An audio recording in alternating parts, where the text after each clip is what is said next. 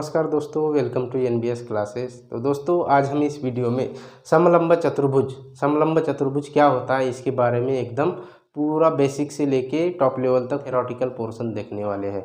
तो वीडियो के एंड तक बने रहिए। यदि आपको पसंद आता है तो लाइक कीजिए, शेयर कीजिए एंड सब्सक्राइब कीजिए। तो चलिए स्टार्ट करते हैं फिर। समलंब चतुर्भुज मतलब ट्रेपेजियम क्या होता है? ऐसा चतुर्भुज जिसकी आमने सामने वाली दो भुजाएं क्या रहेंगी? समानांतर रहेंगी। मतलब भुजा P Q is parallel to P Q किसके साथ पैरेलल रहेगी? आर एस के साथ पैरेलल रहेगी। और भुजा पी एस तथा भुजा क्यू आर ये नॉन पैरेलल रहेगी। ऐसे चतुर्भुज को क्या बोला जाता है? समलंब चतुर्भुज बोला जाता है। इस समलंब चतुर्भुज में दो भुजाएं समानांतर रहेगी और दो भुजाएं असमानांतर रहेगी। समानांतर भुजाएं मतलब क्या? ऐसी भुजाएं जो एक दूसरे को कभी भी काटेगी नहीं। मतलब दो side which is not intersect at any point. ये भुजाएं कितना भी बढ़ाएंगे हम तो ये इन दोनों के बीच का जो डिस्टेंस है, मतलब इन दोनों के बीच का जो गैप है वो हमेशा समान रहेगा। वो कभी एक दूसरे को इंटरसेक्ट नहीं करेंगे। लेकिन ये भुजा देखिए, पीएस को मैं यदि इधर बढ़ाता हूँ तथा क्यू आर को मैं इधर बढ़ाता हूँ तो ये क्या कर रहे हैं? यहाँ पे किसी सर्टेन पॉइंट के ऊपर इंटरसेक्ट कर रहे हैं। मतलब एक दूसरे को काट रहे हैं। तो ये क्या है? असमानांतर भुजा है। और भुजा पी क्यू तथा भुजा आर एस क्या है? समानांतर भुजा है। तो ऐसे चतुर्भुज को जिसकी दो भुजाएं समानांतर रहेंगी और दो भुजाएं असमानांतर रहेंगी, ऐसे चतुर्भुज को क्या बोलेंगे? समलंब चतुर्भुज। तो देखिए, मैं यदि इसमें विकर्ण निकालता हूँ, विकर्ण पी आर, कौन सा विकर्ण पी आर यदि मैं निकाल रहा हूँ, ठीक है, विकर्ण पी आर तथा विकर्ण कौन सा आएगा? Q S. दोनों विकर्ण मैंने निकाल दिया। ये यदि किसी पॉइंट के ऊपर, मतलब मान लीजिए ये कोई तो भी एक पॉइंट है टी, ठीक है, इस पॉइंट के ऊपर ये इंटरसेक्ट कर रहे हैं तो इसमें बनने वाले जो रेशो है, इसके ऊपर भी एग्जाम में क्वेश्चन पूछे जाते हैं। तो किस प्रकार से उनका रिलेशन होता है वो भी आज हम देखने वाले हैं। तो चलो देखते हैं फिर। देखिए, इस समलंब चतुर्भुज में पी आर और क्या है? क्यू एस क्या है? एक दूसरे को टी इस पॉइंट के ऊपर इंटरसेक्ट कर रहे हैं। तो पी से लेके टी तक तथा टी से लेके आर तक तथा कहा से? टी से लेके आर तक ये जो इन दो विकर्ण को जिस पार्ट में हमने डिवाइड किया, इन दोनों का रेशो, मतलब इन दोनों का अनुपात किसके अनुपात के बराबर होगा? हमने पहले पीटी लिया था तो इधर भी क्या लेंगे? क्यूटी लेंगे। क्या लेंगे? Length QT upon length TS. Upon length क्या हो जाएगा? टीएस हो जाएगा। क्या हो जाएगा? टीएस हो जाएगा। इसी को यदि आप उल्टा करके लिखना है तो आप उल्टा करके भी लिख सकते हो, कोई प्रॉब्लम होगा क्या? नहीं। देखो, मैं ऊपर क्या ले रहा हूँ? टीआर ले रहा हूँ। क्या ले रहा हूँ? ऊपर length TR upon length PT कर रहा हूँ। Upon length PT. क्या किया? लेंथ पीटी किया। तथा इसको भी उल्टा करेंगे। फिर इसको भी क्या करेंगे? लेंथ टीआर के सिमिलर कौन सा दिख रहा है? टीएस। तो यहाँ पे क्या करेंगे हम? कौन सा था? टीएस था ना, तो इसका क्या आएगा? टीआर आएगा। टीएस ये है, ठीक है, टीएस ये है अपॉन क्या आ जाएगा? क्यूटी। लेंथ क्यूटी क्या आ जाएगा? Length QT. ये इन दो मतलब विकर्णों के क्या हो गए? रेशो हो गए। मान लीजिए यदि मैं यहाँ तक का डिस्टेंस 6 है, यहाँ तक का डिस्टेंस 10 है और यहाँ तक का डिस्टेंस दिया है आपको, यहाँ तक का डिस्टेंस आपको दिया है 15 दिया है, ठीक है। तो ये डिस्टेंस निकालो, कितना आएगा? x। ऐसा एग्जाम में क्वेश्चन पूछेगा, रेलवे एसएससी में पूछता है इसके ऊपर। तो फिर कैसा करोगे? ऐसा करोगे, देखो रेशो पता है ना, यहां से लेके यहां तक डिवाइडेड बाय टी से लेके आर तक, ये क्या हो जाता है? एक रेशो हो जाता है। देखो, पीटी कितना है? 6 है। टीआर कितना आएगा?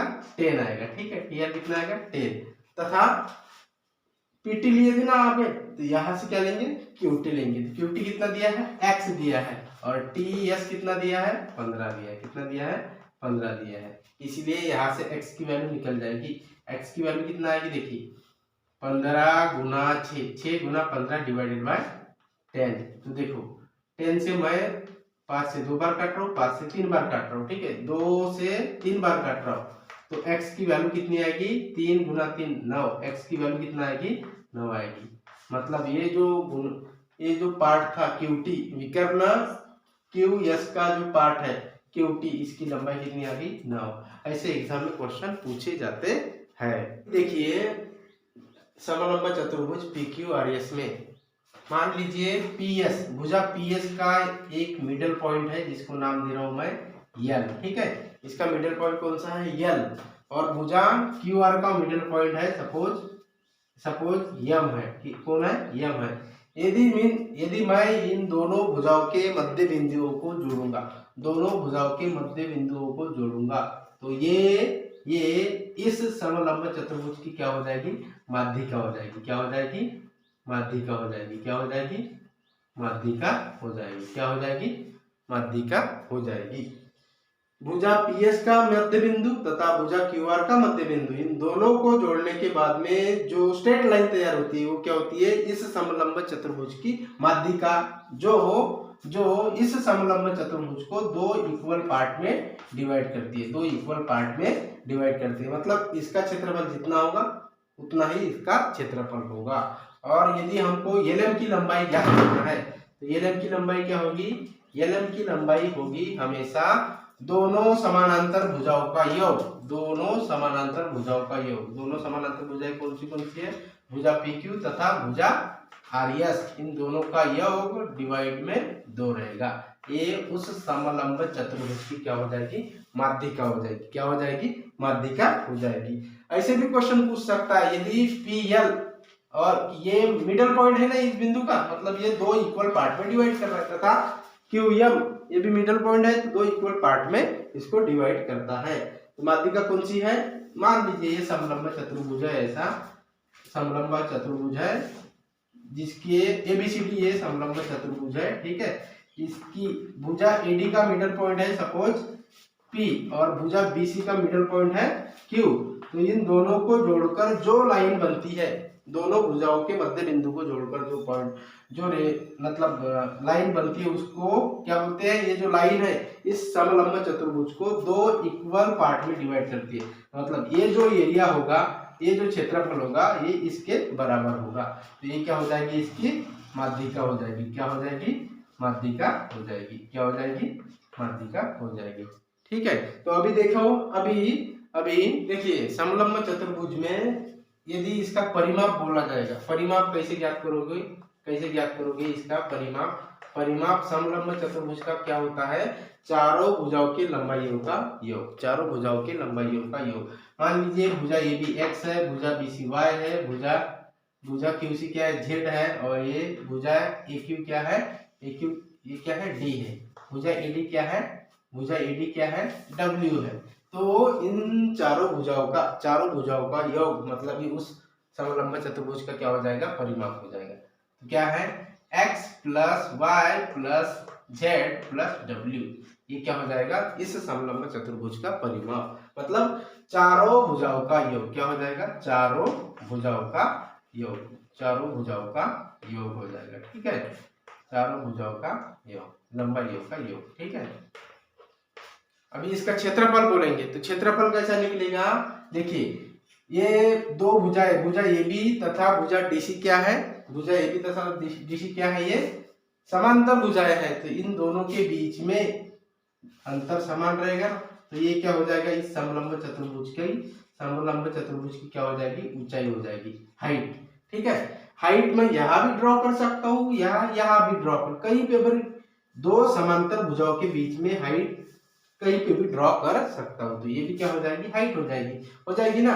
और ये दो समानांतर भुजाएं हैं जिसकी लंबाई x है और इसकी क्या है, कोई भी है समझो, ठीक है। तो इस केस में इसका क्षेत्रफल क्या होता है, समलंब चतुर्भुज का क्षेत्रफल होता है, समलंब चतुर्भुज का क्षेत्रफल क्या होता है, हाफ गुना समांतर भुजाएं, ये जो दो समांतर भुजाएं हैं इनके लंबाइयों का योग, समांतर भुजाओं के लंबाइयों का योग गुना क्या हो जाएगा, ऊंचाई हो जाएगी। गुना क्या हो जाएगा, ऊंचाई मतलब ये हाइट गुना क्या हो जाएगा हाइट, जिसकी जितनी हाइट है। मान लीजिए ये जो समानांतर भुजाएं है, ये जो चुप रहो, ये जो समानांतर भुजाएं जिसकी लंबाई सपोज ये है 10 सेंटीमीटर और ये कितना है 14 सेंटीमीटर, ये कितना है 14 सेंटीमीटर तथा ये 10 सेंटीमीटर है, और इन दोनों में समानांतर भुजाओं में अंतर मतलब हाइट सपोज 8 सेंटीमीटर है, तो इसका क्षेत्रफल कितना हो जाएगा, देखिए क्षेत्रफल कितना हो जाएगा 1/2 समानांतर भुजाओं की लंबाइयों का योग 10 + 14 कितना आ जाएगा 10 सेंटीमीटर + 14 सेंटीमीटर गुना ऊंचाई कितना है 8 सेंटीमीटर, तो ये क्या हो जाएगा, देखिए 10 और 14 कितना हो जाएगा 24। ये 2 से मैं 8 को कितनी बार काट रहा हूँ 4 बार काट रहा हूँ, कितनी बार काट रहा हूँ 2 से 8 को 4 बार काट रहा हूँ, और इन दोनों का सम 14 + 10 कितना हो जाएगा 24 × 4, 24 × 4 कितना हो जाता है 24 × 4 कितना हो जाता है 24 × 96 स्क्वायर सेंटीमीटर इस समलंब चतुर्भुज का क्षेत्रफल हो जाएगा। तो दोस्तों उम्मीद है कि ये सब आपको समझ में आ गया होगा। तो अगले वीडियो में हम इस समलंब चतुर्भुज के ऊपर आधारित जितने भी प्रॉब्लम रेलवे एसएससी या अन्य किसी भी एग्जाम में पूछे जाते हैं वो प्रॉब्लम देखेंगे। तो मिलेंगे नेक्स्ट क्लास में, तब तक के लिए थैंक यू सो मच।